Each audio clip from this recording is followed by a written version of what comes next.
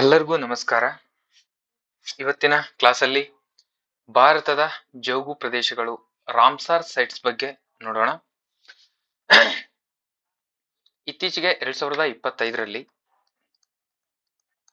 ಒಟ್ಟು 4 ರಾಮ್ಸಾರ್ ಸೈಟ್ಗಳು ರೀಸೆಂಟ್ ಆಗಿ ಆಡ್ ಆಗಿದಾವೆ. ಅದಕ್ಕೋಸ್ಕರ ಇದು ಇಂಪಾರ್ಟೆಂಟ್ ಆಗ್ತದೆ.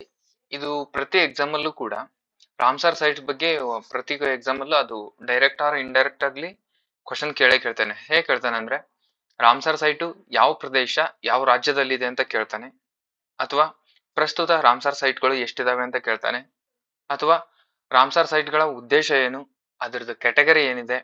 ನಾನು ಈ ಕ್ಲಾಸಲ್ಲಿ ಏನೇನು ಕವರ್ ಮಾಡ್ತಿದ್ದೀನಿ ಅಂದ್ರೆ, ರಾಮ್ಸಾರ್ ಸೈಟ್ಗಳು ಯಾವ್ಯಾವ ರೀತಿ ಆಗ್ತವೆ, ಆಮೇಲೆ ಅದ್ರ ಉದ್ದೇಶ ಏನು, ಅದ್ರ ಮಾನದಂಡಗಳು ಏನು, ರಾಮ್ಸಾರ್ ತಾಣಗಳನ್ನು ಜಾಯಿಂಟ್ ಆಗ್ಬೇಕಂದ್ರೆ ಮಾನದಂಡಗಳು ಏನೇನಿರ್ಬೇಕು, ಹಾಗೆ ಜೋಗು ಪ್ರದೇಶಗಳು ಎಷ್ಟಿದಾವೆ, ಅದ್ರದ್ದು ಕಾರ್ಬನ್ ಸಿಂಕಿಂಗ್ ಏನು, ಅದ್ರದ್ದು ಫ್ಯೂಚರ್ ಏನು, ಆಮೇಲೆ ಓಲ್ಡೆಸ್ಟ್ ರಾಮ್ಸಾರ್ ಸೈಟ್ ಯಾವುದು, ಸ್ಮಾಲೆಸ್ಟ್ ರಾಮ್ಸಾರ್ ಸೈಟ್ ಯಾವುದು, ಲಾರ್ಜೆಸ್ಟ್ ರಾಮ್ಸಾರ್ ಸೈಟ್ ಯಾವುದು, ರೀಸೆಂಟ್ ಆಗಿ ರಾಮ್ಸಾರ್ ಸೈಟ್ ಫೆಬ್ರವರಿ 2ರಂದು ಎಲ್ಲಿ ನಡೀತು, ಅದ್ರ ಉದ್ದೇಶ ಏನು, ಅದ್ರ ಥೀಮ್ ಏನು, ರೀಸೆಂಟ್ ಆಗಿ ಸೇರಿದಂತಹ 4 ರಾಮ್ಸಾರ್ ಸೈಟ್ಗಳು ಯಾವುವು, ಆಮೇಲೆ ನಮ್ಮ ಕರ್ನಾಟಕದಲ್ಲಿರುವಂತಹ 4 ರಾಮ್ಸಾರ್ ಸೈಟ್ಗಳ ಬಗ್ಗೆ ಇನ್ ಡೀಟೇಲ್ ಆಗಿ ಕವರ್ ಮಾಡಿದೆ. ಅದೇ ರೀತಿ ಮತ್ತೆ ಅಮೃತ್ ಧರೋಹರ್ ಇನಿಷಿಯೇಟಿವ್ ಅಂತಂದು ರಾಮ್ಸಾರ್ ಸೈಟ್ ಬಗ್ಗೆ ರಿಲೇಟೆಡ್ ಆಗಿರುವಂತ ಒಂದು ಇನಿಷಿಯೇಟಿವ್ ಇದೆ, ಅದು ಕೂಡ ಕವರ್ ಆಗಿದೆ. ಆಮೇಲೆ 2025ರಲ್ಲಿ ಜಾಯಿನ್ ಆದಂತಹ ಹೊಸದಾಗಿ ನೇಮಕವಾದಂತಹ ಜಾಯಿನ್ ಆದಂತಹ ರಾಮ್ಸಾರ್ ಸೈಟ್ಗಳಿದಾವೆ, ಅದ್ರ ಬಗ್ಗೆನೂ ಕೂಡ ಇವತ್ತಿನ ಕ್ಲಾಸ್ ಅಲ್ಲಿ ಕಂಪ್ಲೀಟ್ ಇನ್ಫಾರ್ಮೇಶನ್ ಇರುತ್ತೆ. ಐ ಹೋಪ್ ಇದು ಬಹಳ ನಿಮ್ಗೆ ಯೂಸ್ ಆಗುತ್ತೆ ಅಂತ ಹೇಳ್ತಾ ಇವತ್ತಿನ ಕ್ಲಾಸ್ ನ ಸ್ಟಾರ್ಟ್ ಮಾಡ್ತಿದ್ದೀನಿ. ಇನ್ನು ಯಾರು ಚಾನಲ್ಗೆ ಸಬ್ಸ್ಕ್ರೈಬ್ ಆಗಿಲ್ಲ, ಸಬ್ಸ್ಕ್ರೈಬ್ ಆಗಿ ಕ್ಲಾಸಸ್ ನ ನೋಡಿ ಅಂತ ಹೇಳ್ತಾ, ಇದ್ರ PDF ಅನ್ನ ನಾನು ಡಿಸ್ಕ್ರಿಪ್ಷನ್ ನಲ್ಲಿ ಲಿಂಕ್ ಇರುವಂತಹ ಸ್ಟಡಿ ಜೋನ್ ಟೆಲಿಗ್ರಾಮ್ ಚಾನಲ್ ಅಲ್ಲಿ ಹಾಕಿರ್ತೀನಿ, ಅಲ್ಲೂ ನೀವು ಇದನ್ನ ಕಲೆಕ್ಟ್ ಮಾಡ್ಕೋಬಹುದು ಅಂತ ಹೇಳ್ತಾ ಇವತ್ತಿನ ಕ್ಲಾಸ್ ನ ಸ್ಟಾರ್ಟ್ ಮಾಡೋಣ. ಹಾಗೆ ಕ್ಲಾಸ್ ಹೇಗಿತ್ತು ಅಂತ ಕೂಡ ನೀವು ಕ್ಲಾಸ್ ಹೇಗಿತ್ತು ಅಂತ ನೀವು ಕೂಡ ಕಮೆಂಟ್ ಮಾಡಿ ಅಂತ ಹೇಳ್ತಾ ಇವತ್ತಿನ ಕ್ಲಾಸ್ ನ ಸ್ಟಾರ್ಟ್ ಮಾಡೋಣ. ಭಾರತದಲ್ಲಿ ಜೌಗು ಪ್ರದೇಶಗಳು ಟಾಪಿಕ್, ಓಕೆನಾ. ಜೌಗು ಪ್ರದೇಶಗಳು ಅಂತ ಅಂದ್ರೆ ಏನಂದ್ರೆ, ಜೌಗು ಪ್ರದೇಶಗಳು ಪರಿಸರ ಸಮತೋಲನವನ್ನು, ಇವು ಯಾಕೆ ಇಂಪಾರ್ಟೆಂಟ್, ಯಾಕೆ ಮುಖ್ಯ, ಇವು ಯಾಕೆ ಇವನ್ನ ಪ್ರೊಟೆಕ್ಟ್ ಮಾಡ್ಬೇಕು ಅನ್ನೋ ದೃಷ್ಟಿಯಿಂದ ಇದ್ರ ಕಂಪ್ಲೀಟ್ ಆಗಿ ಓವರ್ ಆಲ್ ಪಿಕ್ಚರ್ ನ ಕೊಡ್ತೀನಿ ಇವತ್ತು, ಓಕೆ. ಜೌಗು ಪ್ರದೇಶಗಳು ಪರಿಸರ ಸಮತೋಲನವನ್ನು ಕಾಪಾಡಿಕೊಳ್ಳುವಲ್ಲಿ, ಜೀವ ವೈವಿಧ್ಯತೆ ಬೆಂಬಲಿಸುವಲ್ಲಿ ಮತ್ತು ಮಾನವ ಉಳಿವಿಗಾಗಿ ಅಗತ್ಯವಾದ ವಿವಿಧ ಪರಿಸರ ವ್ಯವಸ್ಥೆಯ ಸೇವೆಗಳಲ್ಲಿ ಒದಗಿಸುವಲ್ಲಿ ಕಡ್ಡಾಯ ಪಾತ್ರವನ್ನು ನಿರ್ವಹಿಸುವ ನಿರ್ಣಾಯಕ ಪರಿಸರ ವ್ಯವಸ್ಥೆಗಳಾಗಿವೆ, ಓಕೆನಾ. 1971ರಲ್ಲಿ ಸ್ಥಾಪಿಸಲಾದ ಅಂತಾರಾಷ್ಟ್ರೀಯ ಒಪ್ಪಂದ ಯಾವುದು, ರಾಮ್ಸಾರ್ ಜೌಗು ಪ್ರದೇಶ ಸಮಾವೇಶ ನಡೀತೈತೆ ಅವಾಗ 1971ರಲ್ಲಿ. ಇದಕ್ಕೆ ಇಂದಿರಾ ಗಾಂಧಿ ಅವರು ಕೂಡ ಭಾಗವಹಿಸಿರ್ತಾರೆ. ಆ ದೃಷ್ಟಿಯಿಂದ ಇದು ಜಾರಿ ಬರ್ತದೆ, ಓಕೆ. ಇದು ಪ್ರದೇಶಗಳ ಸಮಾವೇಶ ಜಾಗತಿಕ ಜೌಗು ಪ್ರದೇಶಗಳ ಸಂರಕ್ಷಣೆ ಮತ್ತು ಬಳಕೆಯ ಚೌಕಟ್ಟನ್ನು ಒದಗಿಸುತ್ತದೆ. ದಾಖಲೆ ಭಾರತದಲ್ಲಿ ರಾಮ್ಸಾರ್ ತಾಣಗಳು ಮತ್ತು ಮಾನವ ಗ್ರಹ ಆರೋಗ್ಯಕ್ಕಾಗಿ ಜೌಗು ಪ್ರದೇಶಗಳ ಸುಸ್ಥಿರ ಬಳಕೆಯನ್ನು ಪರಿಶೋಧಿಸುತ್ತದೆ, ಓಕೆನಾ. ಇದರ ಮೂಲಗಳು, ಇದು ಒರಿಜಿನ್ ಎಲ್ಲಿ ಐತಿ, ಇದ್ರದ್ದೇನು ಉದ್ದೇಶ ಅಂತ ಅಂದ್ರೆ, ವಲಸೆ ಬರುವ ಪಕ್ಷಿಗಳು ತೇವಾಂಶವುಳ್ಳ ಆವಾಸ ಸ್ಥಾನದ ನಷ್ಟದ ಬಗ್ಗೆ ಕಾಳಜಿ ವಹಿಸುವುದು. ಅಂದ್ರೆ ಬೇರೆ ದೇಶದಿಂದ ಬೇರೆ ದೇಶಕ್ಕೆ ಬರುವಂತಹ ಪಕ್ಷಿಗಳು, ಅಂದ್ರೆ ಈಗ ಒಂದೊಂದ್ ಕಡೆ ಬೇಸಿಗೆದಲ್ಲಿ, ಈಗ ಎಕ್ಸಾಂಪಲ್ ಆಗಿ ಈಗ ಬೇಸಿಗೆ ಇದ್ದಲ್ಲಿಂದ ಈಗ ಒಂದ್ ಕಡೆ ಈಗ ಬೇಸಿಗೆ ಇರ್ತದೆ ಅಂದ್ರೆ ಒಂದ್ ಕಡೆ ಮಳೆಗಾಲ ಇರ್ತದೆ ನೋಡಿ. ಬೇಸಿಗೆ ನೀರು ಅಲ್ಲಿ ಕಡಿಮೆ ಆತಂದ್ ಕೂಡ್ಲೆ ಪಕ್ಷಿಗಳು ಅಲ್ಲಿಂದ ಹಾರ್ಕೊಂಡು ಹೋಗಿ ಬೇರೆ ಕಡೆ ಅಲ್ಲೆಲ್ಲಿ ಅದಕ್ಕೆ ವಾಸ ಮಾಡಲಿಕ್ಕೆ ಸರಿಯಾದ ಪ್ಲೇಸ್ ಇರುತ್ತೋ ಅಲ್ಲಿ ಹೋಗಿ ಅವು ವಾಸ ಮಾಡ್ತವೆ. ಹಾಗಿರೋದ್ರಿಂದ ಅವನ್ನ ಮೂಲಗಳನ್ನ ರಕ್ಷಿಸಬೇಕು. ಅಂದ್ರೆ ಜೌಗು ಪ್ರದೇಶಗಳಂದ್ರೆ 365 ದಿನ, ಅಂದ್ರೆ ವರ್ಷದಲ್ಲಿ 365 ದಿನವೂ ಕೂಡ ಅಲ್ಲಿ ನೀರಿತ್ತಂದ್ರೆ ಅಲ್ಲಿ ಪಕ್ಷಿಗಳು, ಪ್ರಾಣಿಗಳು, ಪರಿಸರ ಚೆನ್ನಾಗಿರ್ತದೆ. ಅದಕ್ಕೋಸ್ಕರ ಜಲಪಕ್ಷಿಗಳು ಅಲ್ಲಿಂದ ಅಲ್ಲಿಗೆ ಬೇರೆ ಬೇರೆ ವಲಸೆ ಬರುವ ಪಕ್ಷಿಗಳನ್ನು ಕೂಡ ಸಂರಕ್ಷಿಸುವ ಬಗ್ಗೆ ಕಾಳಜಿ ವಹಿಸುವುದರಿಂದ ಈ ದೇಶದ ಸರ್ಕಾರೇತರ ಸಂಸ್ಥೆಗಳು 1960ರ ದಶಕದಲ್ಲಿ ಒಪ್ಪಂದವನ್ನು ಮಾತುಕತೆ ಮಾಡಿಕೊಂಡವು, ಓಕೆನಾ. 1960ರಲ್ಲೇ ಸ್ಟಾರ್ಟ್ ಆಗಿರ್ತದೆ ಇದು ಒಪ್ಪಂದ, ಮಾತುಕತೆಯನ್ನು ನಡೆಸಿದವು, ಓಕೆನಾ. ಇದು ಅಡಾಪ್ಟೇಷನ್ ಯಾವಾಗ ಆಗುತ್ತೆ ಅಂದ್ರೆ ಫೆಬ್ರವರಿ 2, 1971ರಲ್ಲಿ ಇದರ ಇರಾನಿನ ರಾಮ್ಸಾರ್ ನಲ್ಲಿ ಅಂಗೀಕರಿಸಲಾಗ್ತದೆ. ಜಸ್ಟ್ ಇದನ್ನ ಅಂಗೀಕಾರ ಮಾಡ್ತಾರೆ. ಅವಾಗ 1971 ಫೆಬ್ರವರಿ 2ರಂದು ಅಂಗೀಕಾರ ಮಾಡ್ತಾರೆ, ಓಕೆನಾ. ನೆಕ್ಸ್ಟ್ ಇದನ್ನ ಯಾವಾಗ ಎಂಟರ್ ಆಗ್ತದೆ ಅಂದ್ರೆ ಇದು ಫೋರ್ಸ್ಗೆ, ಅಂದ್ರೆ ಯಾವಾಗ ಇಂಪ್ಲಿಮೆಂಟ್ ಆಗ್ತದೆ ಅಂದ್ರೆ 1975ರಲ್ಲಿ ಇದು ಕಂಪ್ಲೀಟ್ ಆಗಿ ಜಾರಿಗೆ ಬರ್ತತಿ. ಜಸ್ಟ್ ಇದನ್ನ ಅಂಗೀಕಾರ ಆಗ್ತತಿ ಯಾವಾಗ, 1971ರಲ್ಲಿ. 1960ರ ದಶಕದಲ್ಲಿ ಇದು ಒಪ್ಪಂದ ಆಗ್ತತಿ. ಇಂಥ ಆವಾಸ ಸ್ಥಾನಗಳನ್ನು ನಷ್ಟಗಳನ್ನು ಸರ್ಕಾರೇತರ ಸಂಸ್ಥೆಗಳು ಇದನ್ನ ನಾವು ಇದನ್ನು ಪ್ರೊಟೆಕ್ಟ್ ಮಾಡ್ಬೇಕು ಅಂತಂದು 60ರಲ್ಲಿ ಆಗ್ತತಿ.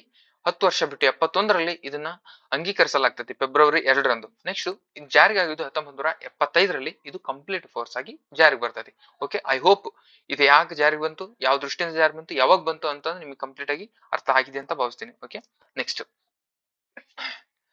ಓಕೆನಾ. ಇದರ ಉದ್ದೇಶ ಏನಂತ ಅಂದ್ರೆ, ಇವತ್ತು ತಾನೇ ಹೇಳಿದೆ ನಾನು, ಇದ್ರ ಉದ್ದೇಶ ರಾಮ್ಸರ್ ಸೈಟ್ಗಳು ಅಂದ್ರೆ ಇರುವಂತಹ ಮೂಲಗಳನ್ನ, ಜೌಗು ಪ್ರದೇಶಗಳನ್ನ, ಒಂದ್ ನಿಮಿಷ,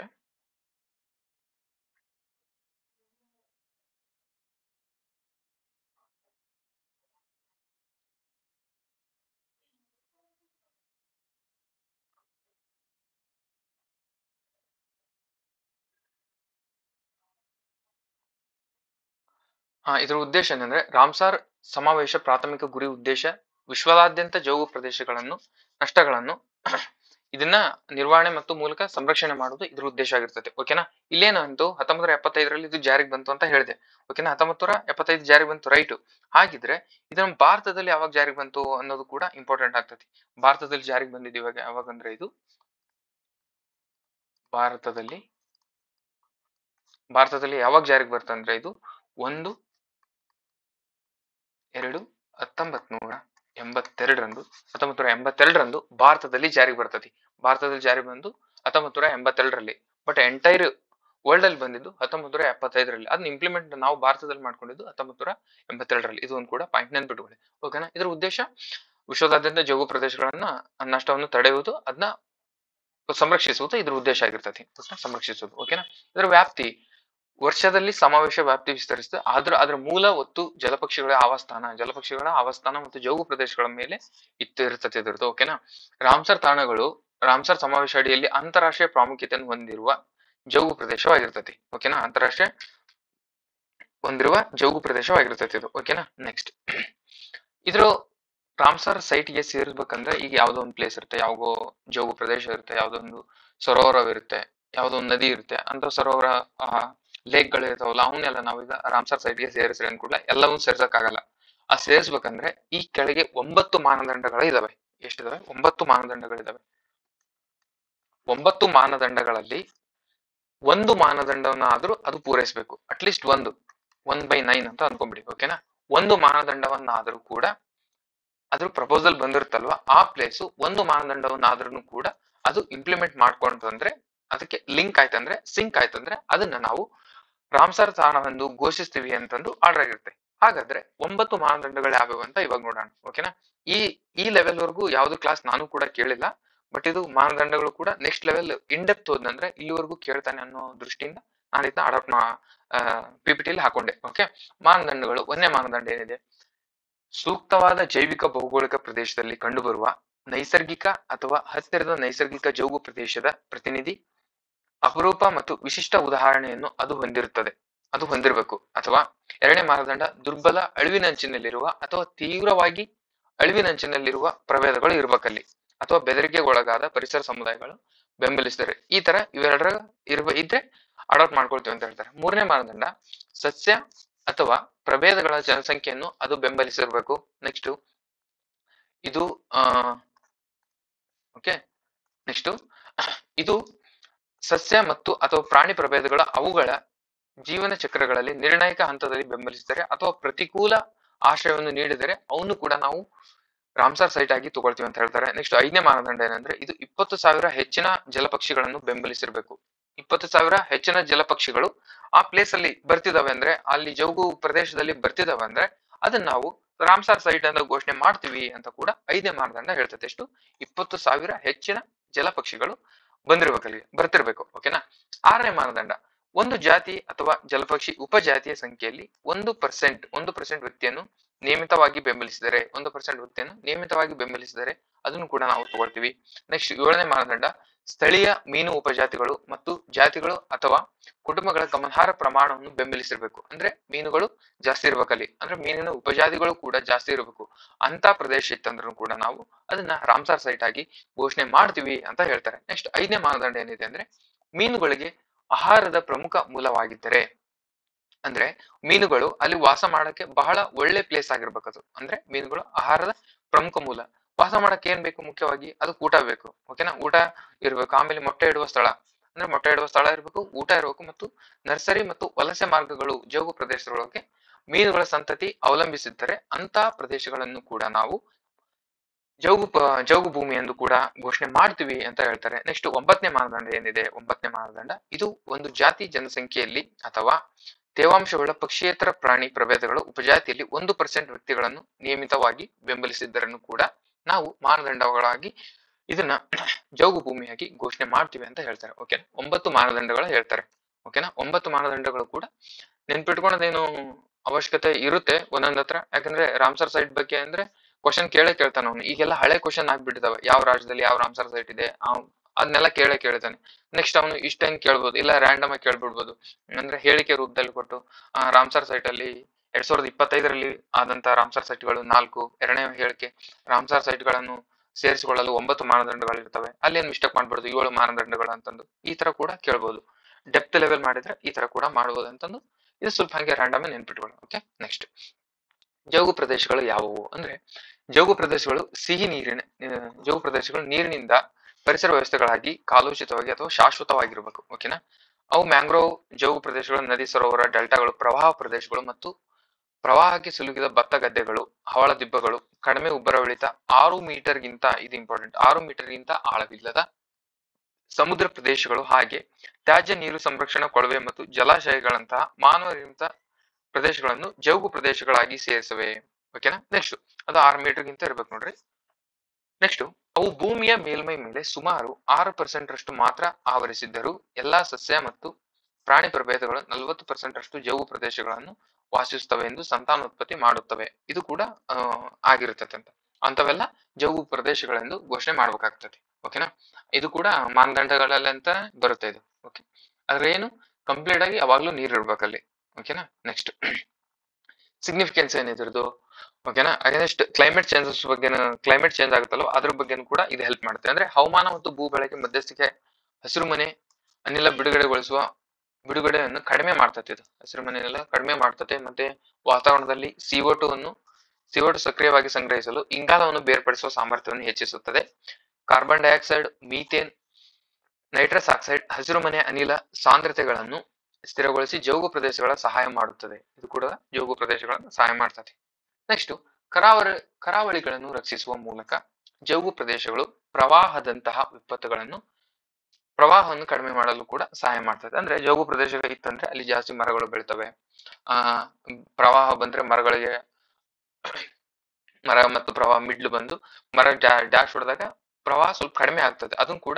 ಅದು ಕೂಡ ಒಂದು ಯೂಸಸ್ ಆಗ್ತದೆ ಜೌಗು ಪ್ರದೇಶದಿಂದ. ಓಕೆನಾ, ಜೌಗು ಐತಂದ್ರೆ ಅಲ್ಲಿ ಜಾಸ್ತಿ ಮರಗಳು ಬೆಳೆದವೆ, ನೀರ್ ಇರ್ತತಿ, ಯಾವಾಗ್ಲೂ ವರ್ಷ ಪೂರ್ತಿ ನೀರ್ ಇರ್ತತಿ, ಪ್ರಾಣಿ ಪಕ್ಷಿಗಳು ಇರ್ತವೆ, ಸುತ್ತಲೂ ಮರ ಬೆಳಿತವೆ. ಹಾಗಿದ್ದಾಗ ಜೌಗು ಪ್ರದೇಶ ಇದ್ದಾಗ ಪ್ರವಾಹ ಬಂದ್ರೂ ಕೂಡ ಆ ಮರಗಿಡಗಳಿಂದ ಆ ಪೊದೆಗಳಿಂದ ಅದು ಪ್ರವಾಹವನ್ನು ಕೂಡ ತಡೆಯುವ ಸಾಮರ್ಥ್ಯವನ್ನು ಹೊಂದಿರ್ತದೆ. ಓಕೆ, ನೆಕ್ಸ್ಟ್ ಇದು ಕಾರ್ಬನ್ ಸಿಂಕ್ ಕೂಡ ಅದು ಕೂಡ ಇನ್ಕ್ಲೂಡ್ ಆಗ್ತದೆ. ಓಕೆನಾ, ಜೌಗು ಪ್ರದೇಶಗಳು ಸೂಕ್ಷ್ಮ ಜೀವಿಗಳು, ಸಸ್ಯಗಳು ಮತ್ತು ವನ್ಯಜೀವಿಗಳು ನೀರು ಸಾರ್ವಜನಿಕ ಮತ್ತು ಗಂಧಕಕ್ಕೆ ಜಾಗತಿಕ ಚಕ್ರವಾಗಿ ಭಾಗವಾಗಿದೆ. ಜೌಗು ಪ್ರದೇಶಗಳು ಇಂಗಾಲದ ಡೈಆಕ್ಸೈಡ್ ಆಗಿ ವಾತಾವರಣಕ್ಕೆ ಬಿಡುಗಡೆ ಮಾಡುವ ಬದಲು ತಮ್ಮ ಸಸ್ಯ ಸಮುದಾಯಗಳು ಮತ್ತು ಮಣ್ಣಿನಲ್ಲಿ ಸಂಗ್ರಹಿಸುತ್ತದೆ. ಇದು ಇಂಪಾರ್ಟೆಂಟ್. ಓಕೆನಾ, ವಾತಾವರಣಕ್ಕೆ ಇಂಗಾಲದ ಡೈಆಕ್ಸೈಡ್ ಅನ್ನ ರಿಲೀಸ್ ಮಾಡೋದೇ ಇಲ್ಲ. ಇದು ಇಂಗಾಲದ ಡೈಆಕ್ಸೈಡ್ ಅನ್ನು ತಮ್ಮ ಸಸ್ಯ ಸಮುದಾಯಗಳು ಮತ್ತು ಮಣ್ಣಿನಲ್ಲಿ ಹಿಡಿದಿಟ್ಕೊಳ್ತದೆ. ಇದ್ರದ್ದು ಕಾರ್ಬನ್ ಸಿಕ್ವೆಸ್ಟರ್. ಓಕೆನಾ, ನೆಕ್ಸ್ಟ್ ಸಿಗ್ನಿಫಿಕೆಂಟ್ ಸಿಗ್ನಿಫಿಕೆಂಟ್ ಆಫ್ ಪೀಟ್ಲ್ಯಾಂಡ್ ಎಂಬ ಪದವು ಪೀಟ್ ಎಂಬ ಮಣ್ಣು ಮತ್ತು ಮೇಲ್ಮೈ ಬೆಳೆಯುವ ಜೌಗು ಪ್ರದೇಶ ಆವಸ್ಥಾನಗಳನ್ನು ಸೂಚಿಸುತ್ತದೆ. ಅವು ವಿಶ್ವದ ಭೂ ಮೇಲ್ಮೈಯಲ್ಲಿ ಕೇವಲ 3% ರಷ್ಟು ಮಾತ್ರ ಹೊಂದಿದ್ದು, ಆದರೆ ಕಾಡುಗಳಿಗಿಂತ 2 ಪಟ್ಟು ಹೆಚ್ಚು ಇಂಗಾಲವನ್ನು ಸಂಗ್ರಹಿಸುತ್ತದೆ. ಹೀಗಾಗಿ ಹವಾಮಾನ ಬಿಕ್ಕಟ್ಟು, ಸುಸ್ಥಿರ ಅಭಿವೃದ್ಧಿ ಮತ್ತು ಜೀವ ವೈವಿಧ್ಯದ ಕುರಿತು ಜಾಗತಿಕ ಭದ್ರತೆಗಳ ತಲುಪಿಸುವ ನಿರ್ಣಾಯಕ ಪಾತ್ರವನ್ನು ವಹಿಸುತ್ತದೆ ಅಂತ ಕೂಡ ಹೇಳ್ತಾರೆ. ನೆಕ್ಸ್ಟ್ ವಿಶ್ವದ ಅತಿ ದೊಡ್ಡ ಇಂಗಾಲದ ನಿಕ್ಷೇಪಗಳಲ್ಲಿ ಒಂದಾದ ಪೀಟ್ಲ್ಯಾಂಡ್ಸ್ ಭಾರತದಲ್ಲಿ ವಿರಳವಾಗಿದ್ದು ತಕ್ಷಣದ ಗಮನ ಹರಿಸಬೇಕಾದ ಇದು ಕೂಡ. ಓಕೆ, ನೆಕ್ಸ್ಟ್ ಲಕ್ಷಾಂತರ ಮೈಗ್ರೇಟಿವ್ ಬರ್ಡ್ಸ್ ಇಲ್ಲಿ ನೋಡ್ರಿ, ವಲಸೆ ಹಕ್ಕಿಗಳ ಬಗ್ಗೆ ಭಾರತದಲ್ಲಿ ಬರುತ್ತವೆ ಮತ್ತು ವಾರ್ಷಿಕ ವಿದ್ಯಮಾನಕ್ಕೆ ಜೌಗು ಪ್ರದೇಶಗಳು ನಿರ್ಣಾಯಕ ಪಾತ್ರ ವಹಿಸುತ್ತವೆ. ಓಕೆನಾ, ಪರಿಸರ ವಿಜ್ಞಾನವು ಜೌಗು ಪ್ರದೇಶಗಳ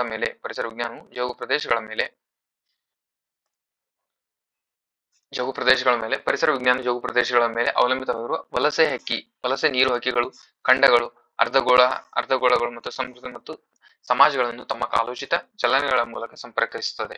ಓಕೆನಾ. ನೆಕ್ಸ್ಟ್ ಇದಿಷ್ಟು ರಾಮ್ಸರ್ ಸೈಟ್ ಬಗ್ಗೆ. ಅದು ಬ್ಯಾಕ್ ಗ್ರೌಂಡ್ ಹಿಸ್ಟ್ರಿ, ಅದು ಯಾವ ರೀತಿ ಇದ್ರೆ ಇಂಪ್ಲಿಮೆಂಟ್ ಆಗ್ತತಿ, ಅದರ ಮಾನದಂಡಗಳೇನು, ಅದರದಿಷ್ಟು ಬಗ್ಗೆ ಇವತ್ತು ಕ್ಲೀನ್ ಆಗಿ ಮಾತಾಡ್ತೀವಿ ಇವಾಗ. ಓಕೆನಾ. ಐ ಹೋಪ್ ಇದು ಅರ್ಥ ಆಯ್ತು ಅಂತ ಅನ್ಕೊಳ್ತೀನಿ. ನೆಕ್ಸ್ಟ್ ಏನಂದ್ರೆ ಇದರಲ್ಲಿ ರಾಮ್ಸರ್ ಸೈಟ್ಗಳು ಟೋಟಲ್ ಎಷ್ಟಿದಾವೆ? 89 ಇದಾವೆ. Total Ramsar ಸೈಟ್ಗಳು ಎಷ್ಟಿದಾವೆ? 89 ಇದೆ. ಒಂದ್ ನಿಮಿಷ. 89 Ramsar ಸೈಟ್ಗಳಿದಾವೆ.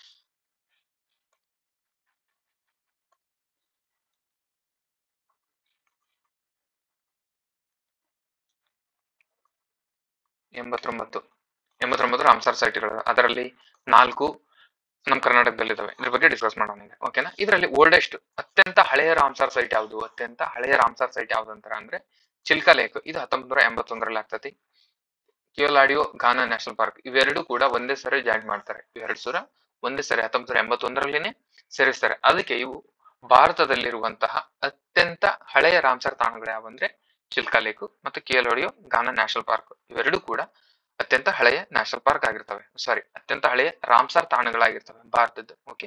Next smallest Ramsar sites in India ಅಂದ್ರೆ ಅತ್ಯಂತ ಸಣ್ಣ ಚಿಕ್ಕ ರಾಮ್ಸರ್ ಸೈಟ್ ಯಾವುದು ಭಾರತದಲ್ಲಿ ಅಂತ ಅಂದ್ರೆ ಅತ್ಯಂತ ಚಿಕ್ಕ ರಾಮ್ಸರ್ ಸೈಟ್ ಯಾವ್ದಂದ್ರೆ ರೇಣುಕಾ ಲೇಕ್. ಹಿಮಾಚಲ ಪ್ರದೇಶದಲ್ಲಿರುವಂತಹ ರೇಣುಕಾ ಲೇಕ್ ಇದು ಅತ್ಯಂತ ಹಳೆಯ ಅತ್ಯಂತ ಚಿಕ್ಕ ರಾಮ್ಸರ್ ಸೈಟ್. ಓಕೆನಾ. ಆಮೇಲೆ ನೆಕ್ಸ್ಟ್ ತಮಿಳ್ನಾಡಿನಲ್ಲಿ ಇದೆ. ಅದ್ರ ನೆಕ್ಸ್ಟ್ 2 ತಮಿಳ್ನಾಡಲ್ಲಿ ಇದಾವೆ. ಓಕೆನಾ. ಇವು ಬೇಕಾದ್ರೆ ನೋಡ್ಕೊಳ್ಳಿ, ಬೇಕಾದ್ರೆ ಇಂಪಾರ್ಟೆಂಟ್ ಇದು ಒಂದು. ಓಕೆ. ನೆಕ್ಸ್ಟ್ ಲಾರ್ಜೆಸ್ಟ್ ಅತ್ಯಂತ ದೊಡ್ಡ ರಾಮ್ಸರ್ ಸೈಟ್ ಯಾವುದು? ಸುಂದರ್ಬನ್. ನೆಕ್ಸ್ಟ್ ಕಜುವೇಲಿ ಅದ್ರ ಸೆಕೆಂಡ್, ವೆಂಬನಾಡು ಆದ್ರ ನೆಕ್ಸ್ಟ್ ಚಿಲ್ಕಾ. ಓಕೆ. ಇದು ಆರ್ಡರ್ ವೈಸ್. ಓಕೆ. ಸುಂದರ್ಬನ್ ಅತ್ಯಂತ ದೊಡ್ಡ ಭಾರತದಲ್ಲಿರುವಂತಹ ಅತ್ಯಂತ ದೊಡ್ಡ ರಾಮ್ಸರ್ ಸೈಟ್ ಆಗಿರ್ತದೆ. ನೆಕ್ಸ್ಟ್ ಅದು ಎಲ್ಲಿ ಐತೆ ಅಂತ ಕೇಳ್ತೀನಿ ಕ್ವಶನ್. ರಾಮ್ಸರ್ ಸೈಟ್ ಸುಂದರ್ಬನ್ ಎಲ್ಲಿದೆ? ವೆಸ್ಟ್ ಬೆಂಗಾಲ್ ಅಲ್ಲಿದೆ. ನೆಕ್ಸ್ಟ್ ಕಜುವೇಲಿ ಇದು ತಮಿಳುನಾಡಲ್ಲಿದೆ. ವೆಂಬನಾಡು ಕೂಡ ಕೇರಳದಲ್ಲಿದೆ. ಚಿಲ್ಕಾ ಲೇಕ್ ಒಡಿಸ್ಸಾದಲ್ಲಿದೆ. Okay. Next as of January 2025 India has 89 Ramsar site ಅಂದ್ರೆ 89 ರಾಮ್ಸರ್ ಸೈಟ್ಗಳು ಜನವರಿ 2025ರ ಅಂಕಿಅಂಶಗಳ ಪ್ರಕಾರ 89 ರಾಮ್ಸರ್ ಸೈಟ್ಗಳಿದಾವೆ. ಓಕೆನಾ. ನೀವು ಮತ್ತೆ ನೆಕ್ಸ್ಟ್ ಬೇರೆ ಯಾವಾಗ ನೀವು ನೆಕ್ಸ್ಟ್ ಇಯರ್ ನೋಡಿದ್ರೆ ಇದು ಕಂಪೇರ್ ಮಾಡ್ಕೊಳಂಗಿಲ್ಲ. ಇದು 2025 ಜನವರಿ ಅಪ್ಡೇಟ್ ಪ್ರಕಾರ. ಓಕೆನಾ. 89 ರಾಮ್ಸರ್ ಸೈಟ್ಗಳಿವೆ. ಓಕೆನಾ. ನೆಕ್ಸ್ಟ್ ಇದರಲ್ಲಿ ಫೀಚರ್ ಏನಂದ್ರೆ Ramsar site are protected are the rich biodiversity. ಓಕೆನಾ. ಬಯೋಡೈವರ್ಸಿಟಿ ರಿಚ್ ಇರ್ತದೆ ಅಲ್ಲಿ. ಓಕೆನಾ. Variety of plants animals species ಇರ್ತವೆ. Next service such water purifying ಚೆನ್ನಾಗಿರ್ತದೆ ಅಲ್ಲಿ. ಓಕೆನಾ. ಅದು ರಾಮ್ಸರ್ ಸೈಟಿನ ಲಕ್ಷಣ ಆಗಿರ್ತದೆ. ನೆಕ್ಸ್ಟ್ 2 ಫೆಬ್ರವರಿ 2025 ಅಂದ್ರೆ ಈ ವರ್ಷದಲ್ಲಿ 2025 ಫೆಬ್ರವರಿ 2ರಂದು ಪ್ರತಿ ವರ್ಷ ಫೆಬ್ರವರಿ 2ರಂದು ರಾಮ್ಸರ್ ದಿನ ಅಂದ್ರೆ ವೆಟ್ಲ್ಯಾಂಡ್ ಡೇ ಅನ್ನ ಆಚರಣೆ ಮಾಡ್ತೀವಿ. ಹಾಗಿದ್ದಾಗ ಈ ವರ್ಷ 2025ರಂದು ವೆಟ್ಲ್ಯಾಂಡ್ ಡೇ ಅನ್ನ ಎಲ್ಲಿ ಆಚರಣೆ ಮಾಡ್ತಾರೆ? ನೆಕ್ಸ್ಟ್ ಒಂದನೇ ಕ್ವಶನ್, ಎಲ್ಲಿ ಆಚರಣೆ ಮಾಡಿದ್ರು? ಅದ್ರ ಥೀಮ್ ಏನು? ಇದು ಬಹಳ ಕೇಳ್ತಾರೆ. ಓಕೆನಾ. World wetland day 2025 themed protecting. Theme ಏನಿದೆ? Protecting wetlands for our common future. ಓಕೆನಾ. Celebrated at Parvati Agra Ramsar site in Gonda. Okay. Uttar ಪ್ರದೇಶದಲ್ಲಿರೋ ಗೊಂಡಾ ಎಂಬ ಜಿಲ್ಲೆಯಲ್ಲಿ ಇದನ್ನ ಸೆಲೆಬ್ರೇಟ್ ಮಾಡಿದ್ರು. ಓಕೆನಾ. 2025ರಲ್ಲಿ.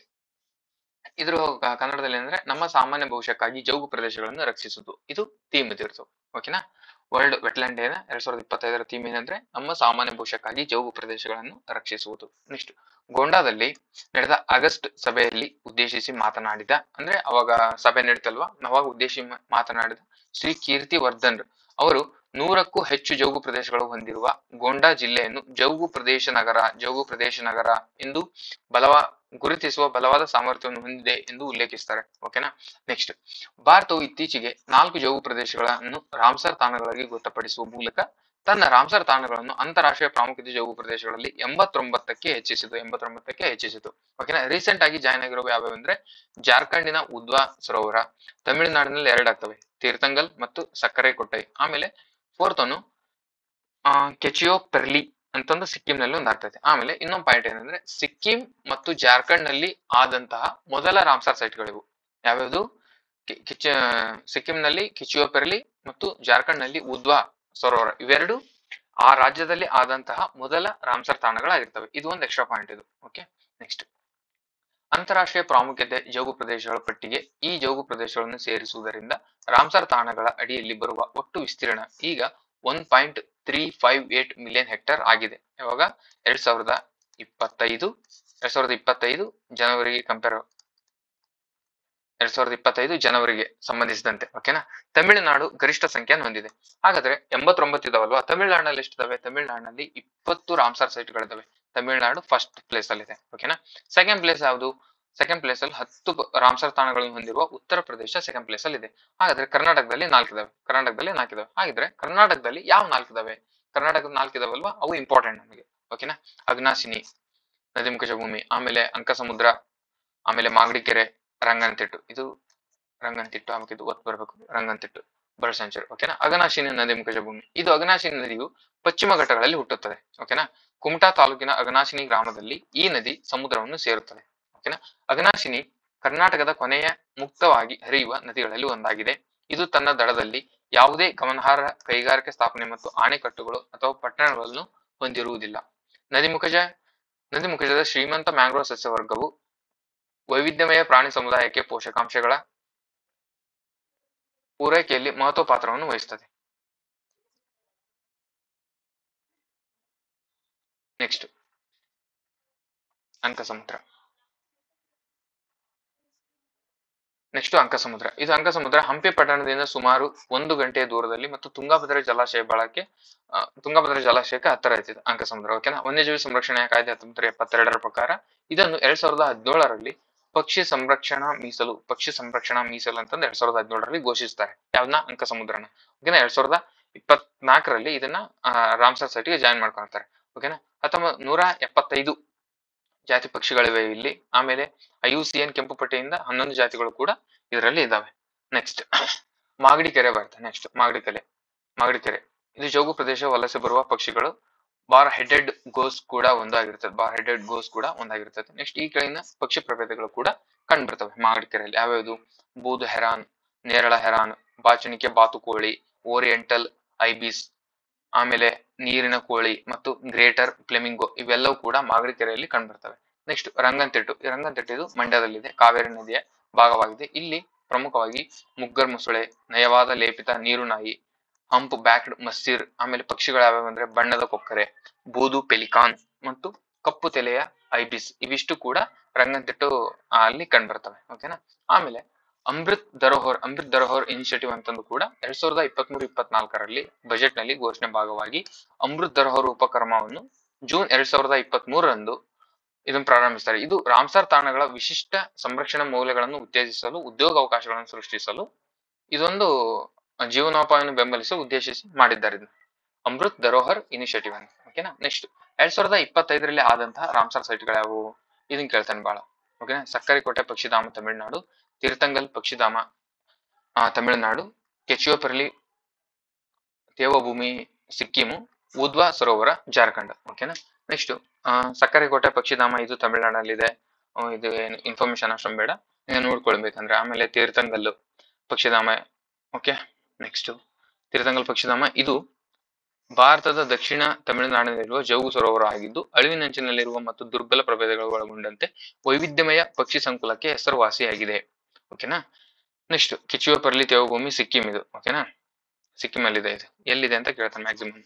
ನೆಕ್ಸ್ಟ್ ಉದ್ವಾ ಲೇಕ್ ಜಾರ್ಖಂಡ್ ಇದು ಜಾರ್ಖಂಡ್ ಅಲ್ಲಿದೆ. ಬೇಕಂದ್ರೆ ಸ್ವಲ್ಪ ಇನ್ಫಾರ್ಮೇಶನ್ ಹಂಗೆ ನೋಡ್ಕೊಳ್ಳಿ. ಓಕೆ. ಐ ಹೋಪ್ ಇದು ನಿಮ್ಗೆ ಅರ್ಥ ಆಯ್ತು ಅಂತ ಅನ್ಕೊಳ್ತೀನಿ. ಇಷ್ಟು ವಿಡಿಯೋದಲ್ಲಿ ಕವರ್ ಮಾಡಿದ್ದೀನಿ. ಓಕೆ. ಭಾರತದಲ್ಲಿರುವಂತಹ ಜೋಗು ಪ್ರದೇಶಗಳು ರೀಸೆಂಟ್ ಇರೋದಲ್ಲೇ ಕ್ವಶನ್ ಕೇಳೋದವನು, ಇಲ್ಲಾಂದ್ರೆ ಅದ್ರದ್ದು ಬ್ಯಾಕ್ ಗ್ರೌಂಡ್ ಹಿಸ್ಟ್ರಿ ಅದೇ ಅಲ್ಲಿ ಏನಾದ್ರು ಕೇಳ್ಬೇಕು. ಅದಕ್ಕೋಸ್ಕರ ನಾನು ರೀಸೆಂಟ್ ಇರೋ ಮತ್ತೆ ಇಂಪಾರ್ಟೆಂಟ್ ನಮ್ಮ ಕರ್ನಾಟಕದ್ದು ಎರಡು ಕೂಡ ಕವರ್ ಮಾಡಿದ್ದೀನಿ. ಐ ಹೋಪ್ ನಿಮ್ಗೆ ಇದು ಯೂಸ್ ಆಗುತ್ತೆ ಅಂತ ಭಾವಿಸ್ತೀನಿ.